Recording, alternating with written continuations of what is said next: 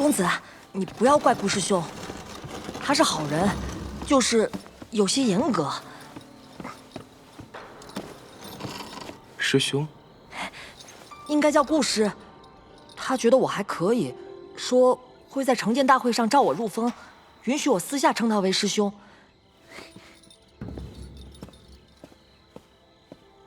公子，我介绍你与顾师兄认识吧。以你的天赋悟性，一定可以得到他的欣赏。到时候，我们就可以一起修行啦。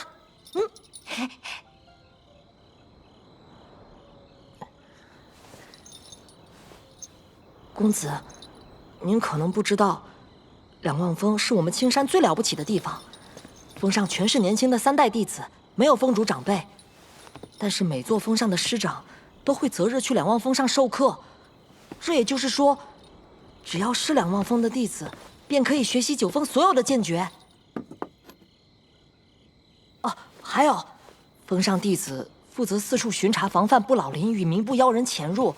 还要代表青山参加10年1次的梅会。可以说，两望峰弟子的修行，就是在不停的战斗。每年都会有很多流血牺牲，但从来没有一个弟子退缩。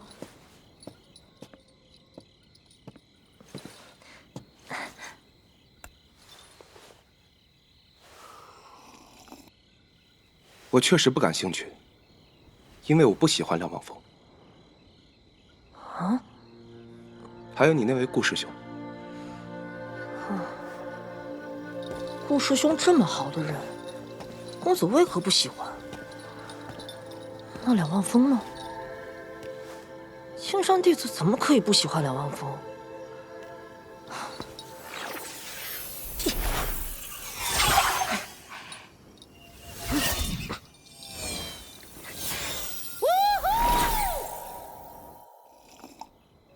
怎么可以不喜欢？这句话本身就是错的。就像那位顾师兄，他是不是好人我不在乎，就算他是个圣人，我也可以不喜欢。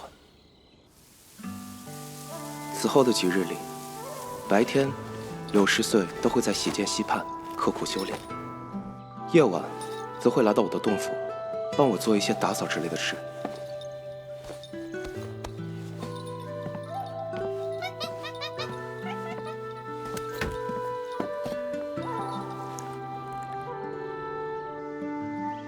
因为有青山大阵的守护，所以青山是四季如春的。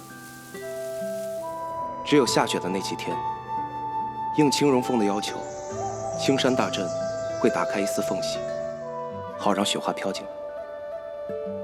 下雪的那天夜里，我的洞府来了一个人，他叫马华，两望峰排名37，是来替那位顾师兄传话的。顾师兄，希望你以后不要再与10岁见面了。那个顾师兄会这样做，我并不意外。让我意外的是，他竟然来招揽我，但我没有同意。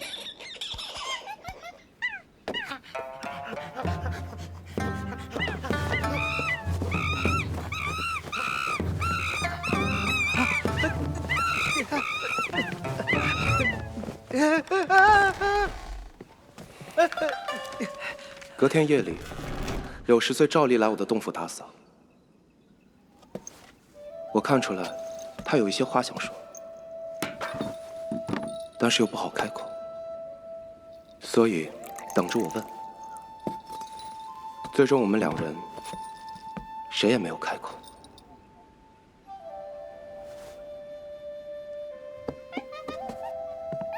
我想，这大概是他最后一次来我的洞府了。之后还有几次，柳10岁来到我的洞府外，徘徊了很久，却终究没有走进来。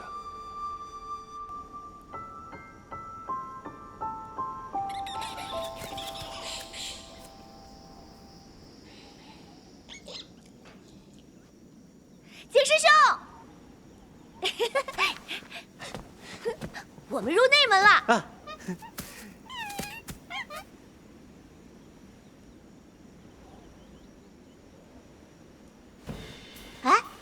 知道啊？惩剑大会的日期已经定好了，就在明年初春。这次的惩剑大会，赵师姐可是备受期待啊！据说就连别的宗派都在议论，他会选择哪座山峰惩剑呢？除了赵师姐，最受关注的就是柳师兄了。如今他剑丸已成，手艺竟圆满。若是惩剑成功，他将会成为有史以来第2年轻的惩剑者。说得对。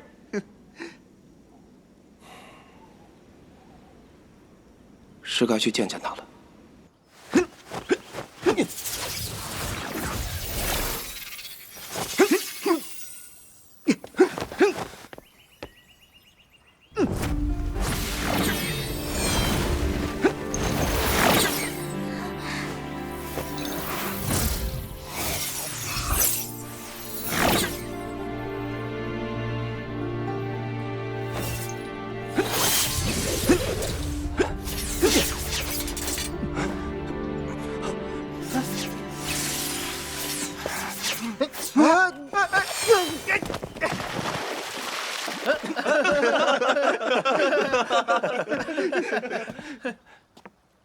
那不是那个景九吗？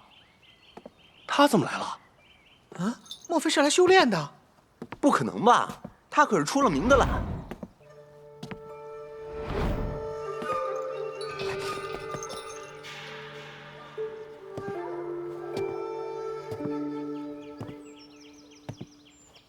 有事？不关你事。顾师，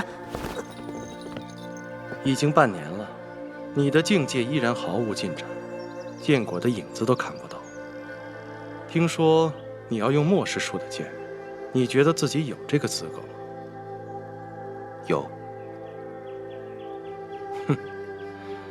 凭丹药，永远也不可能踏上真正的通天大道，你就死了这条心吧。不管是谁领进门，修行都在个人。景九如何修行，确实与你无关，你不应该管他。顾师弟，景九是我课上的人，就算想管，也轮不到你吧？见过梅师叔，莫师叔，你自己决定今后如何走。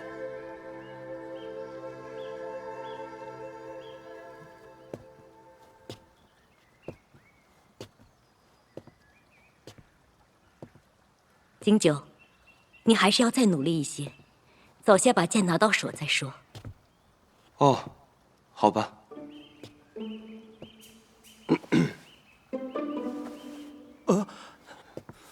师叔，青荣峰也对这个景九感兴趣？如果你这是掌门的意思，那我们自然不争。但要是莫师弟你自己的意思，那就不要想了。只要景九能成剑，必然进我们青荣峰。你看看那孩子生的，不进我们这儿，还能进哪儿？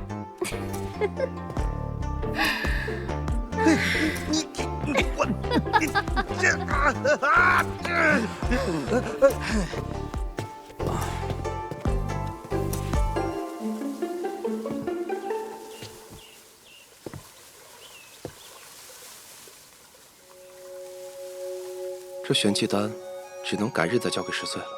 你自己决定今后如何走。有点意思。对我来说，无聊是一种罕见的情绪。有点意思同样如此。我已经很多年没有遇到过这种事情了，除了有些不习惯，还有些不喜。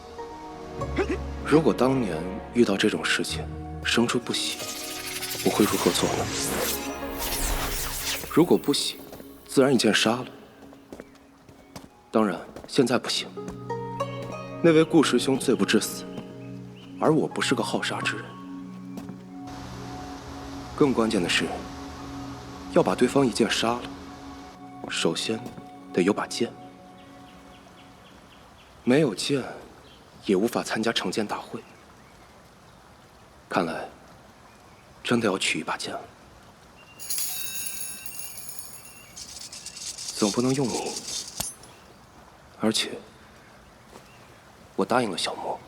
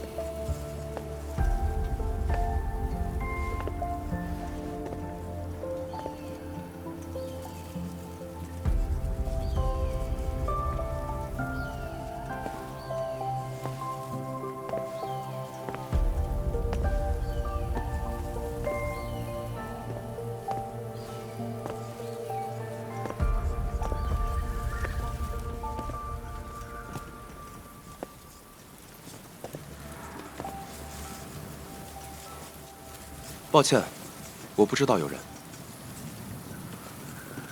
你是谁？景九。我好像听说过你。我也听说过你。你不如传闻里好看。可能是传闻太夸张。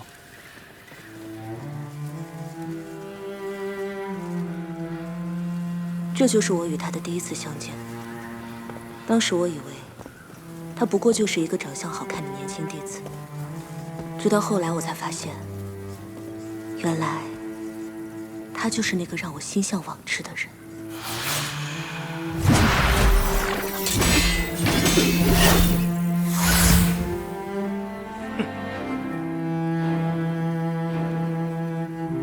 其实，在此之前，我曾多次想过与他初见时的情景，比如说成剑大会，比如说飞升仙界。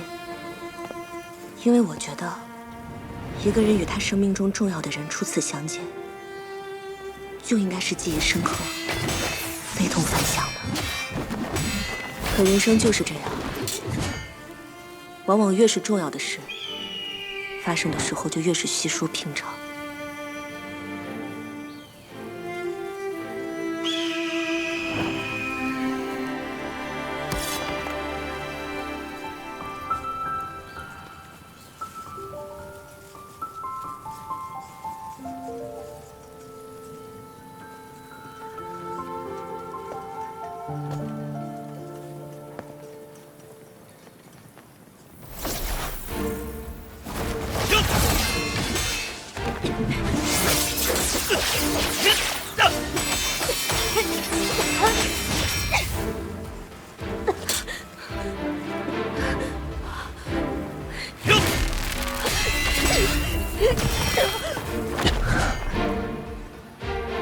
你不该查那件事。原来真的有事。当然有事，不然风主为何会发疯？为何我要冒险来杀你？杀我？你有没有想过后果？有的是后果比杀死你严重10000倍，但我们还不是一样做了？你最后还有什么想说的？我想说的是，你就不该离我这么近。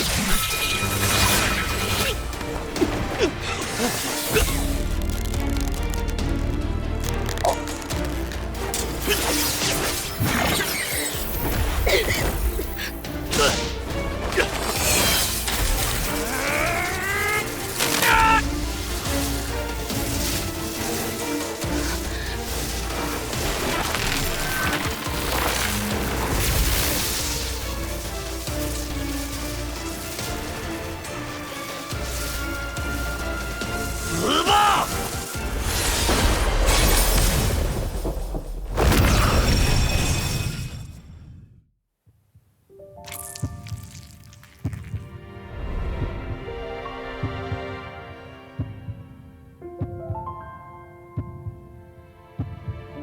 如果有机会重来一次的话，我希望与他的初见，如朝天的瀑布，如盛典的礼花，轰轰烈烈，壮丽非凡。